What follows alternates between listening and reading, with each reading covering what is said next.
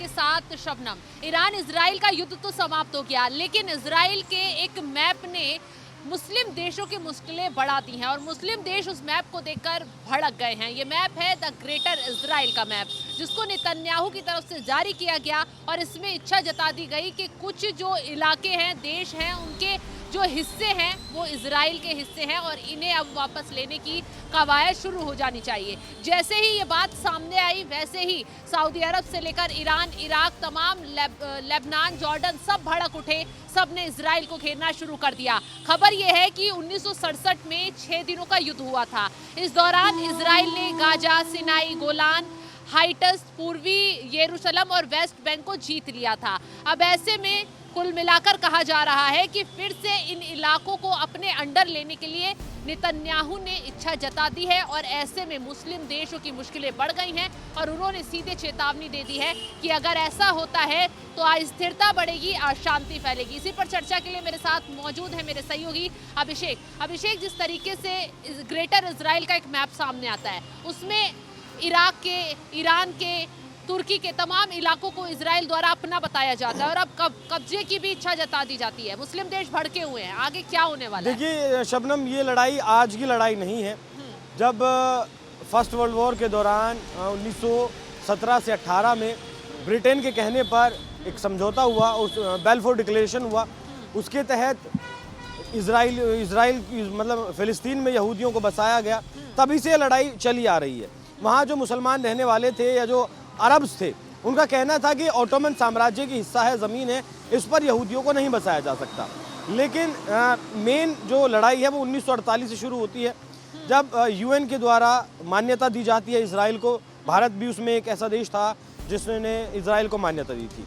और तब ये जो मुस्लिम कंट्रीज़ हैं, सऊदी अरब हुआ, लेबनान हुआ, मिस्र हुआ, जॉर्डन हुआ, इन लोगों को लगा था कि अभी अभी एक देश बना है इजराइल और इजराइल बहुत ज़्यादा तैयार नहीं है, तो क्यों ना इसके ऊपर अगर हम युद्ध कर दें, इसको हरा दें, तब इसे जीता जा सकता है।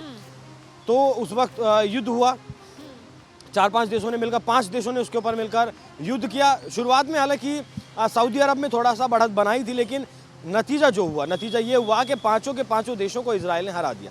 उसके बाद 1967 का जो आपने जिक्र किया, इस 1967 में युद्ध फिर से हुआ। 6 दिन ये युद्ध चला और इसमें इजिप्ट का, जो जिसे आप मिस्र के नाम से भी जानते हैं, उसका एक बड़ा हिस्सा जीत लिया था। सीरिया के बॉर्डर की अगर बात करें तो गोलन हाइट्स को जीत लिया था।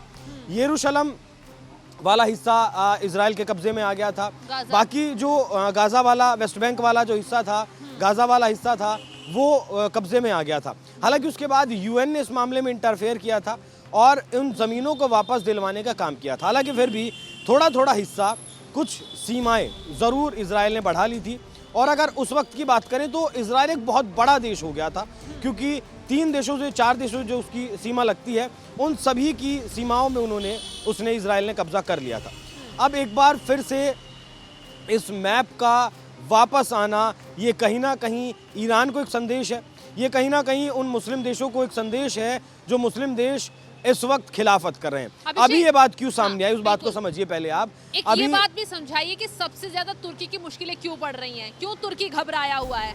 देखिए कोशिश करता है, लेकिन वो 48 वाला युद्ध रहा हो या फिर 67 वाला युद्ध रहा हो, तुर्की ने भी कहीं ना कहीं साथ दिया था, तुर्की ने भी हमला किया था, उस बात पर भी मैं आऊँगा। लेकिन अभी इजराइल के द्वारा ये मैप जारी क्यों किया गया, उस पर आइए। अभी आप कुछ दिनों पहले आपने खबर देखी होगी कि फ्रांस ने कहा है कि हम सितंबर में जो G7 देशों का सम्मेलन होने वाला है, उसमें गाज़ा को मान्यता देंगे, फिलिस्तीन को मान्यता देंगे।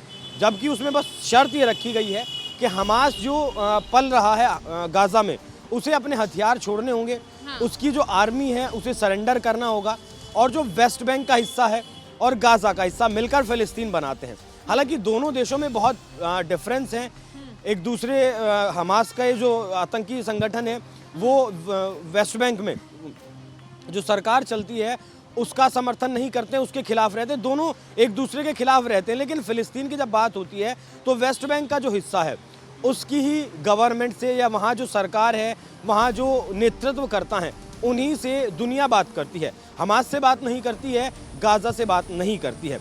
अभी अगर ग्राउंड की रियलिटी आपको वेस्ट बैंक की मैं बताऊं तो ABC 3 हिस्से पकड़कर चलिए। ए ऐसा हिस्सा है जिस पर कब्जा है इजराइल का, बी ऐसा हिस्सा है जिस पर इजराइल और आपका फ़िलिस्तीन दोनों का कब्जा है, और सी ऐसा हिस्सा है जिस पर सिर्फ फ़िलिस्तीन का हिस्सा है। हालांकि फ़िलिस्तीन सी वाला जो हिस्सा है उसमें वहाँ एक बोर्ड लगाया हुआ है कि इजराइलियों का यहाँ आना मना है, लेकिन वहाँ इजराइल की फोर्सेस जो हैं वही कंट्रोल करती हैं। मतलब आप अगर देखेंगी ग्राउंड रियलिटी को तो बहुत घालमेल उस हिस्से में है। एक लैंड का टुकड़ा, वहाँ 3 लोगों का हिस्सा, मतलब एक न्यूट्रल वेन्यू इजराइल के पास, एक न्यूट्रल वेन्यू फ़िलिस्तीन के पास है, और एक ऐसी जगह है जिस पर आपका फ़िलिस्तीन का भी कब्जा है, आपका इजराइल का भी कब्जा है। तो असल मायने में सबसे पहले तो इस सीमा विवाद को सुलझाना ज़रूरी है। जब तक कागज़ पर एक रेखा नहीं होगी कि कौन सा बॉर्डर कहाँ तक अपनी सीमा साझा करता है या सीमा उसकी कहाँ तक है। एग्जाम्पल के तौर पर आप चाइना के साथ ले लीजिए। चाइना पर गलवान में जो हमारे साथ हुआ, चीन की और भारत की सेना जो सामने आई, और राहुल गांधी जो आरोप लगाते हैं कि चीन इतना अंदर आकर बैठ गया, तो राहुल गांधी से कोई ये सवाल पूछने वाला हो कि जब पेपर पर भारत और चीन की वहाँ सीमा ही नहीं है तो फिर कौन किसकी टेरिटरी में जाकर बैठा है, इस बात का अंदाज़ा लगाना मुश्किल है। भारत और चीन का विवाद भी यही है, आज से नहीं है, बहुत पुराना विवाद है। जब हम 62 में दोनों देश एक दूसरे के सामने आए थे तब से ये चला आ रहा है, उससे पहले से चला आ रहा है बल्कि। तो यहाँ फ़िलिस्तीन और इजराइल की जो सीमाएं हैं उन्हें भी संरक्षित करने की ज़रूरत है। अगर आप एक बार मैप पर नज़र डालेंगी, जो मैप है इजराइल का, जो मैप है उस पर आप नज़र डालेंगी तो उसके साथ सीमा साझा करता है आपका इजिप्ट, सीमा साझा करता है जॉर्डन, सीमा साझा करता है जॉर्डन से सीमा साझा करता है सऊदी अरेबिया, साथ ही सीरिया भी सीमा साझा करता है आपका इजराइल के साथ, लेबनान भी सीमा साझा करता है, और बाकी आपका मेडिटेरेनियन सी आ जाता है। तो तुर्की जिस तरीके से फंड करता है इन आतंकी संगठनों को, या फिर खलीफा बनने की जो कोशिश करता है उन्हें फंड करता है, वो एक बड़ी मुश्किल का सबब हो सकता है। देखिए, ड्रोन सप्लाई करता है, हथियार सप्लाई करता है, पैसे सप्लाई करता है, ये सारे पैसे जो सारी चीज़ें, सारी सुविधाएं कौन सप्लाई करता है आपको? तुर्की सप्लाई करता है। इसीलिए तुर्की ज़्यादा चिंतित है और तुर्की को ही इसमें सबसे ज़्यादा नुकसान भी है। अच्छा, एक यूएन की सुरक्षा परिषद में प्रस्ताव 242 उस वक्त आया था जिसमें साफ तौर पर लिखा गया था कि आपका 1967 में जो कब्जाए गए क्षेत्र थे उन्हें वापस करेगा इजराइल, साथ में सभी देशों की संप्रभुता और क्षेत्रीय अखंडता का सम्मान करने की बात कही गई थी।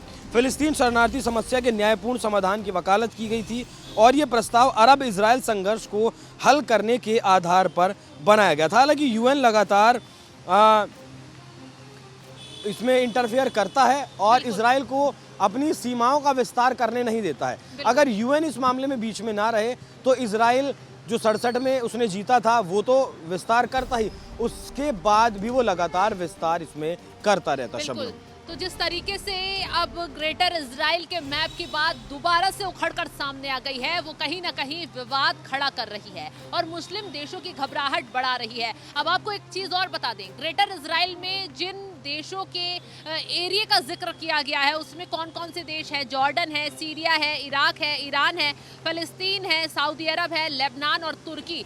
ये वो देश हैं जिनके बॉर्डर एरिया के इलाके ग्रेटर इजराइल के मैप में इजराइल के दिखाए गए हैं, क्योंकि इजराइल का मानना है कि 3000 वर्ष पहले ये यहूदी साम्राज्य यहाँ पर हुआ करता था, यहूदियों के राजा यहाँ राज करते थे, इसलिए ये ज़मीन उनकी है। ऐसे में अब मिशन शायद इजराइल का ये हो सकता है कि इस ज़मीन को और जो ये इलाके हैं उनको कब्जाया जाए, और इसी वजह से मुस्लिम देशों की घबराहट बढ़ गई है और तुर्की सबसे ज़्यादा परेशान हो गया है। फिलहाल अब देखने वाली बात ये होगी कि नेतन्याहू का अगला टारगेट क्या होगा। ग्रेटर इजराइल के मैप में जो वो सपना देख रहे हैं क्या वो पूरा करेंगे? इसको देखकर अब क्या खबर निकलकर सामने आती है वो हम आप तक पहुंचाते रहेंगे। फिलहाल तमाम खबरों की अपडेट के लिए आप हमारे साथ जुड़े रहें। नमस्कार।